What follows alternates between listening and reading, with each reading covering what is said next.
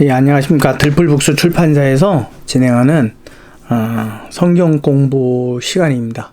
이제 책별로 보는 것이 아니라 전체적인 내용 안에서 이제 보려고 이제 새로운 그 카테고리 하나를 만들었습니다. 그래서 그 제목이 들풀북스 성경 공부, 영어에서 그 대문자만 따서 DPBS 들풀북스 바이블 스터디라고 해서 이렇게 새로운 하나를 준비하게 되었습니다. 대략 한 50회 정도로 나누어서 지금 생각을 하고 있습니다. 여러분들이 이걸 보면서 이제 스스로 성경 공부를 할 수 있는, 그래서 어떻게 성경을 봐야 되고 성경은 어떤 책인가로부터 시작을 해서 성경의 주요 용어와 그 주요 교리들을 같이 이제 나누도록 하려고 합니다. 이것은 여러분 신학적인 어떤 강의가 아닙니다. 저는 뭐 그 정도 실력도 되지 않고요. 그저 성경에서 제가 지금까지 신앙생활을 하고 또 선교사 생활을 하면서 지금까지 이렇게 알아졌고 또 느껴져 왔던 것, 경험되어져 왔던 것을 토대로 하는 거니까 어떤 여러분들이 이것을 어떤 신학적인 지식을 쌓고자 하신다면 좀 오해가 혹은 실망이 더 크리라고 생각을 합니다. 제가 이것을 준비하게 되는 이유는요, 간단합니다. 이번에 여러분 그 코로나19로 인해서 그 팬데믹 현상을 겪었지 않습니까? 그리고 저의 그 종말관 자체가 시한부 종말론은 아닙니다. 분명히 그 하나님의 종말의 시각, 그 시각을 오늘로 저는 보고 있습니다. 오늘이요. 그러니까 먼 미래, 언젠가는 있겠지가 아니라 오늘. 그래서 매일의 시작을 그날에 언제든지 주께서 심판하시는 날로 지정하시면 그날이다. 그러니까 나는 그걸 먼 미래의 일로 나는 내가 스스로 정하지 않고 나는 오늘이라고 생각하고 그 오늘의 시작과 마침을 하는 거죠. 그래서 아침에 일어날 때마다 주여 내게 새 날을 주심을 감사합니다. 오늘도 내게 주시는 이 종말의 날을 내가 믿음 안에서 최선을 다해서 생활하기를 원합니다. 그렇게 기도해요. 이게 매일의 일상이 되는 거죠. 그러면 앞으로 이것을 하는 이유는 그거예요. 이제 종이 성경이 이제 점차 없어집니다. 이제 이게 전부 핸드폰이나 이제 앱으로 이제 바뀌죠. 근데 요번에 여러분 보셨죠? 느닷없는 상황에서 교회 예배가 중지가 됐어요. 강제적으로. 공권력에 의하여서. 저는 이걸 나쁘다고 생각하는 게 아니에요. 비판하는 것도 아니고요. 얼마든지 교회 예배가, 현장 예배가 이렇게 닫혀질 수도 있구나. 어쩔 수 없는 상황. 요번에는 좀 그래도 종교인들 그런 사람들 의견을 반영을 해서 조금은 좀 탄력적이게 했지만 이러한 사태가 또 온다면 탄력적이게 될까요? 왜냐하면 교회로 인해서 엄청난 많은 그 질병 환자들이 일어났었는데 그때는 더 심하게 강제성을 띠겠죠. 자, 강제성을 띠게 된다면 앞으로는 이러한 일들이 더 쉽게 지금 이미 경험을 해봤기 때문에 더 쉽게 결정을 내릴 수가 있을 겁니다. 그때가 되면 여러분들 밖에 나오지 못하고 어떻게 해요? 집안에서 하겠죠. 물론 온라인 예배 가능해요. 지금 여러분들 뭐 줌이라든지 또 유튜브를 통해서 실시간으로 스트리밍해서 예배를 드릴 수 있어요.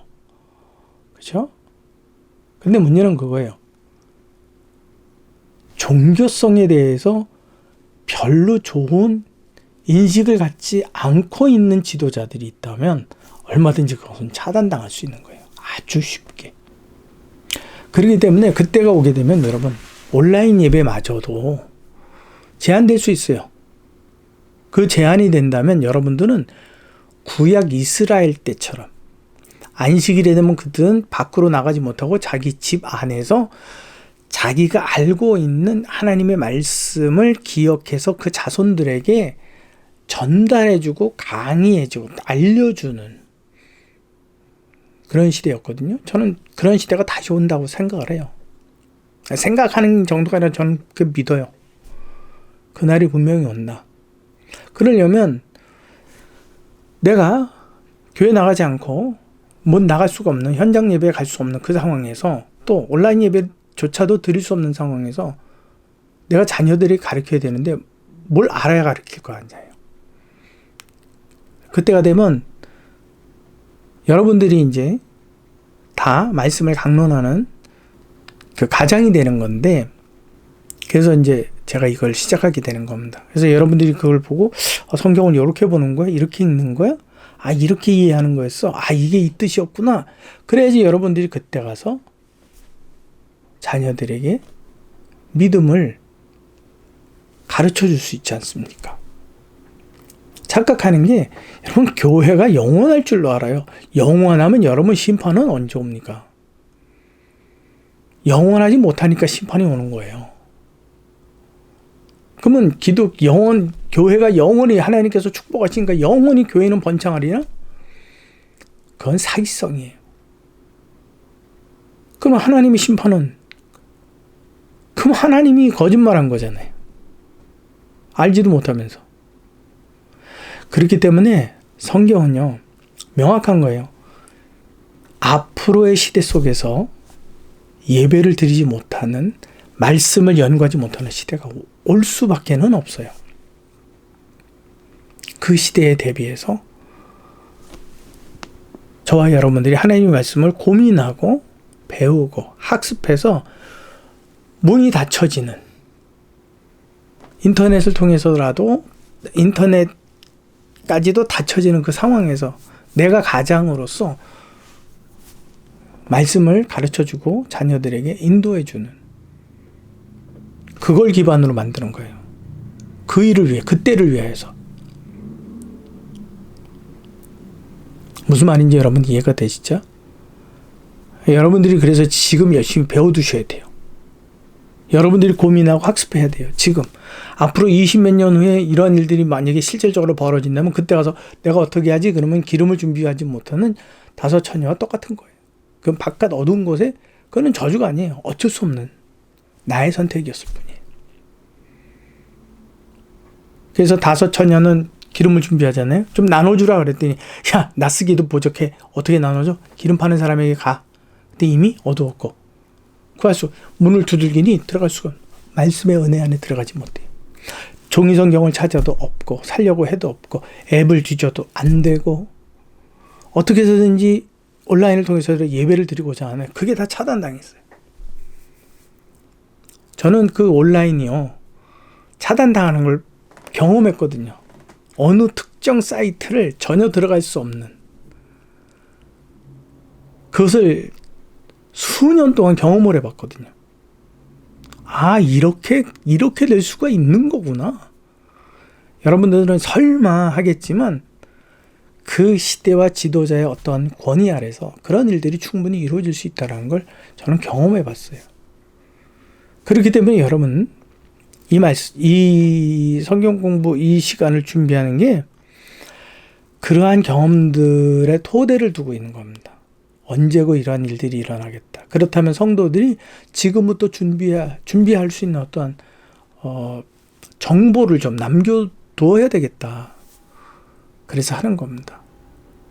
그러니까 여러분, 이것은 결국 신학적으로 어려운 것도 아니고, 단지 여러분들이 스스로 애쓰고 외우려는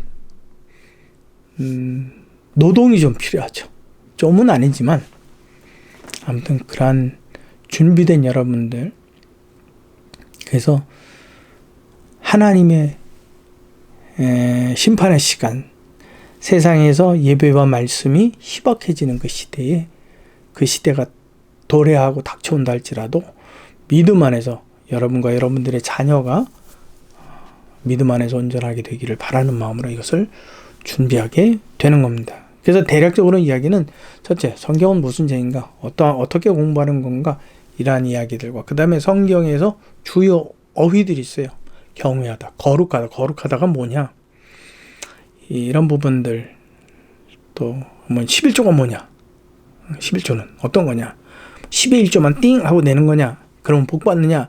복의 개념하고는 전혀 상관이 없는데 지금 우리가 11조에 대해서 오해하고 있잖아요. 그거를 우리가 성경적으로 좀 이해해 보자라는 거죠. 왜 11조를 드려야 되고 나는 왜 11조가 당연한 것이냐? 이런 것들. 도대체 그리스도의 십자가가 뭐냐? 구원이 뭐냐? 원죄 뭐냐? 원죄가 뭐예요? 선악과 따먹은 거? 아니에요. 거기에 대해서 제가 이제 또 광고합니다.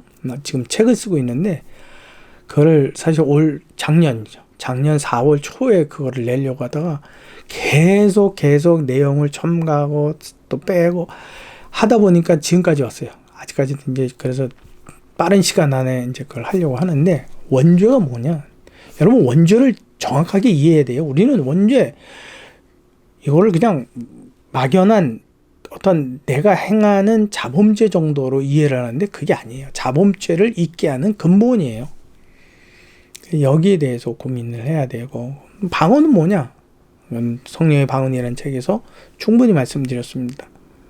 방언이 왜 있느냐? 여러분 방언 기독교에서 이야기하는 방언이 내가 못 알아들으니까 사단의 방언이 절대 그런 말 그렇게 하면 안 됩니다. 진짜 무서운 겁니다. 그것은 종말의 표적으로 주신 거예요. 지금이 종말이라고 하는. 그래서 고린도전서 14장을 중심으로 풀어가면서 이제 그러한 이야기들. 그렇죠?